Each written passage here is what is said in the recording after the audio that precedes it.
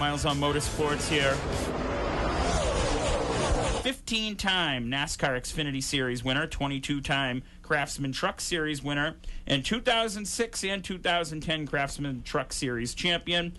Younger brother of Jeff and Brett, Chumming, New York's own Todd Bodine joins us. Todd, welcome to the show. How are you tonight? I'm doing wonderful. Glad to be on with you. First time, but we'll make it more than just the first time. How's that? Absolutely, because I don't think we can cover everything I'd like to get to tonight, but, you certainly have some connections up here in the Franklin and Bellingham area, as you told me when we talked in North Wilkesboro. So, yes, first of many times on the show. Great to have you. Let's jump right into things. And for the listeners who, and I don't know how they wouldn't know you, but the listeners who might not know you, how'd you catch the racing bug, Todd?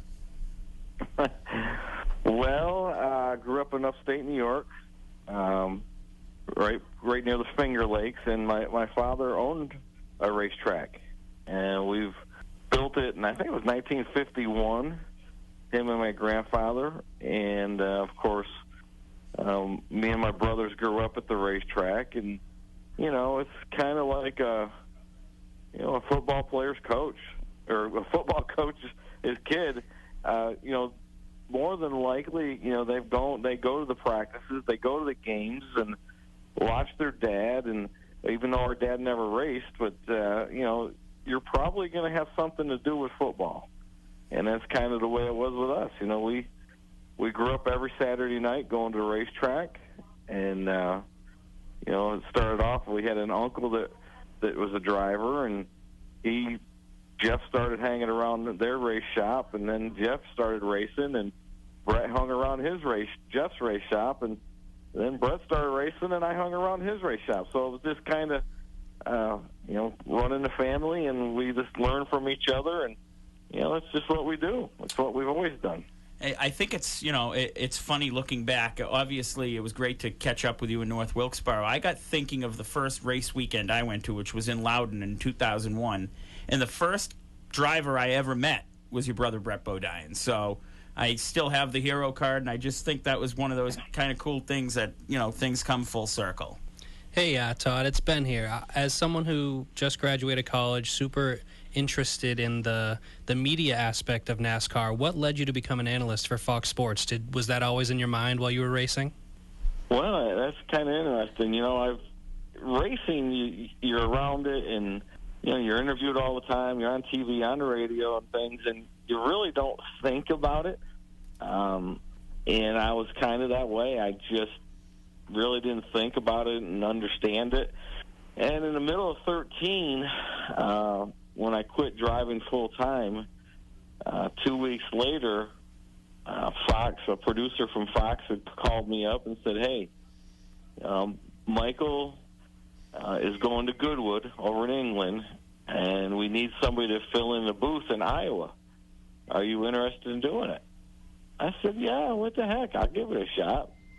Go to Iowa. I like the track, and, I'll give it a shot and see what happens. Well, I did okay, and I just very lucky. I've been working for him ever since. I've done some more races in the booth, not that many, but I've done a few.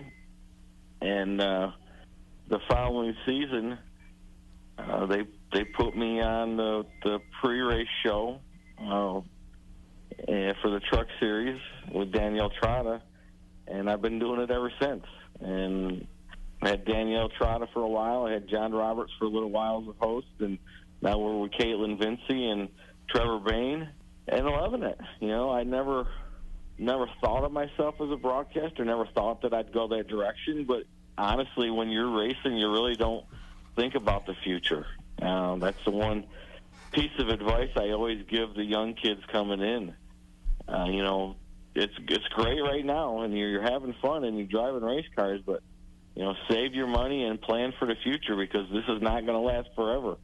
I made that mistake of not realizing that, and I got done with racing and was very lucky that I had something to do with broadcasting. So, yeah, just very fortunate to be with Fox and FS1 and having a lot of fun doing it.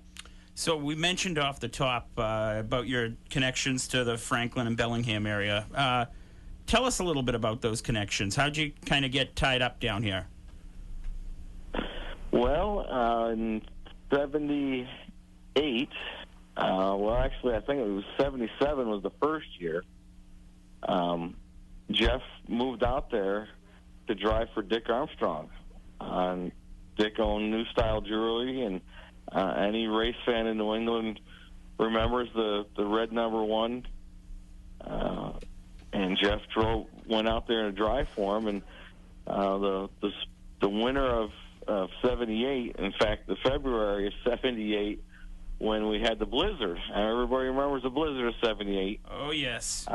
Yeah, 2 weeks before that, my dad had sold the racetrack about a year before this, and we moved out there when we were going to, Mom and Dad were going to go work in the factory for Mr. Armstrong or Dick, and we were going to be watching Jeff race every week, which was awesome. And at the time, I was only 13 years old, so I was still in high school, still young. And we moved out there 2 weeks before the blizzard. My first day of school was the morning of the blizzard. Went to school for an hour, and I was back home for 2 weeks out of school. Wow.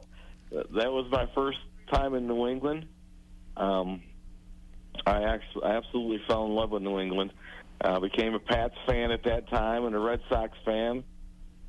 And, I had a lot of great friends. Dick's son, Rick, and myself became very close, very good friends. And, when Ricky started racing, I helped build the car, work on the car. They bought a car, and then we rebuilt it. I don't know if you remember Hop Harrington.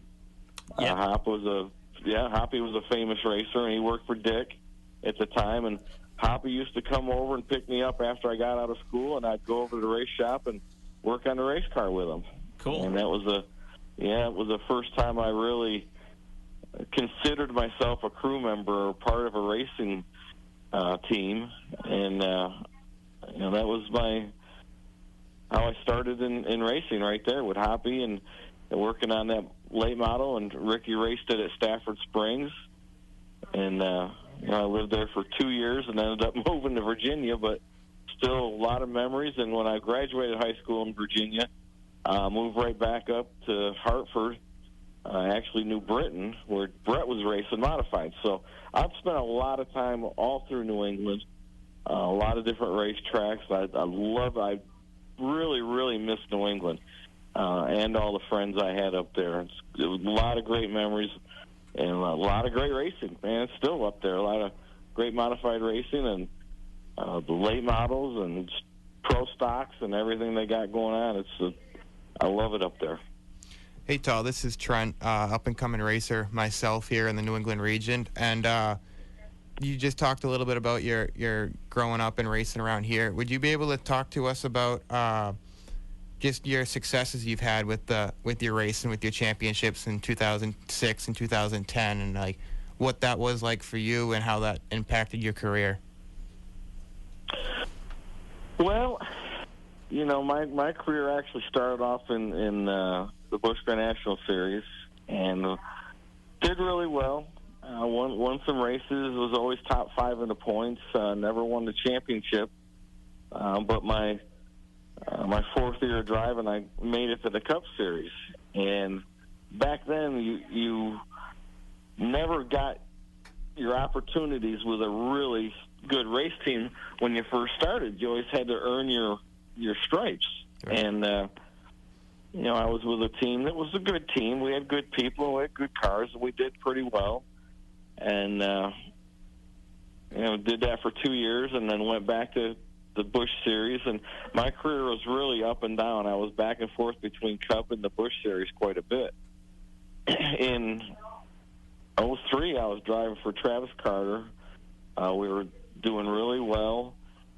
Had Discover Card as a sponsor, and we all thought that we were good to go for 2004 with the sponsorship, and we were all going to continue racing together. We get down to the end of the year, and like 3 weeks left in the season, Discover Card says, we can't sponsor you next year. Well, so here we are. We got no sponsor. Travis can't, you can't race out of your pocket. You got to have sponsorships. So now I'm going into 04, and I don't even have a job. So I started doing starting parks for friends and different people, and just to, pay the bills and be at the racetrack and keep doing it. And halfway through 04, Mike Hillman Sr. called me, and Mike and myself have been friends for a long time, and he had actually been Brett's crew chief for a while. He said, hey, I got these 3 brothers who are Toyota dealers, and we're going to start our Toyota truck team. It was the first year for Toyota into the sport, was 04. And he said, you want to drive it? I said, well, heck yeah, I'd love to drive it. So I went down to the shop and met with the Germain brothers, and they hired me. And the rest, is, they say, is kind of history. We won our 3rd race out. We won our 4th race out. And, the next year we raced for the championship full time and ended up finishing 4th. And then 06 we won the championship and went on for, we were together for 7 or 8 years, and we won 21 races there. I won one more at Red Horse after that. And, that's kind of what my legacy became. I was a 2-time truck champion, and I was very proud of that fact. It's the only championships we have in our family, and as much as Jeff and Brett deserve to get them, they never quite reached that plateau. They finished 2nd quite a few times, but, I was lucky enough to get there. So now, I retire, and I've become the truck guy on FS1. And I'm having fun and loving it, and proud to be a 2-time truck champion. So probably the last question before we let you go here, as we're up against it. We've got ARCA West winner from this past weekend, Landon Lewis, coming up. But we're going to have you back on. That's a guarantee. 2013 to 2022, you weren't in a truck, but last year you came back and made your 800th. You started 6 races, made your 800th career NASCAR start. What was that like? And maybe, a couple of the changes you noticed from being out of the truck in 8 years? Well, honestly, I get that question a lot about the trucks, and honestly, there really wasn't a lot of difference. A little less horsepower for sure, but it was still about momentum. It was still, the trucks have a lot of downforce, a lot of side force. Corner speeds are very, very high. They're about 10 mile an hour faster than the Cup car or Xfinity car. There's really not a lot of changes as far as driving a truck. Now, racing a truck is a lot different. I hate to say it this way, but I'm just going to say it. These kids today don't have any respect for you, for anybody. They would just as soon wreck you as they would pass you, and that's not how we raced back when I was doing it with Hornaday and Sprague and Skinner and Musgrave, and we were all guys that were on the backside of our career, and we'd already raced a lot, so we weren't trying to prove ourselves. We were there to have fun, win races, earn a little living, and retire into the sunset. Well, in today's world, these young men and women they're coming to the truck series trying to make a name for themselves. They're young, they're energetic, they have all this in front of them, their whole career in front of them, and they're trying to prove themselves and make a career. And consequently, you get these guys and girls that just drive a little over their heads. And the mentality of today's kids is different. They grew up with computers and iRacing, and iRacing, you wreck the truck, you just press reset and you go again. Well, that's kind of the mentality they have on the racetrack, and that's why we have the kind of racing we have. But at the same time, I'm going to tell you that there's a lot of these kids in the truck series today. They're absolutely incredible talents. And, I watch them week in and week out. And, and Ben Rode, all these different guys going up against the old guys and just beating them. And, the old guy, there's only one anymore, and that's Crafton. Yeah. But racing those 6 races, was a lot of fun. You know, we the thing we wanted. I wanted to be competitive time. We didn't have the best of pit crew, so we had some issues there. But you know, I didn't realize that I was that close to being an 800 starts, NASCAR starts. So that's why we did it. We wanted to get those 6 races and have 800 starts. And everybody's like, well, the last one at Pocono, you crashed out on the 8th lap. You got to do 801 now. I'm like, no. 800 is a good round number, and I'm good with it. Let these kids go have fun, and I'll talk about them and have a lot of fun with that. There you go. Todd Bodine, our guest here in our Going Green segment to begin the show, and appreciate your time.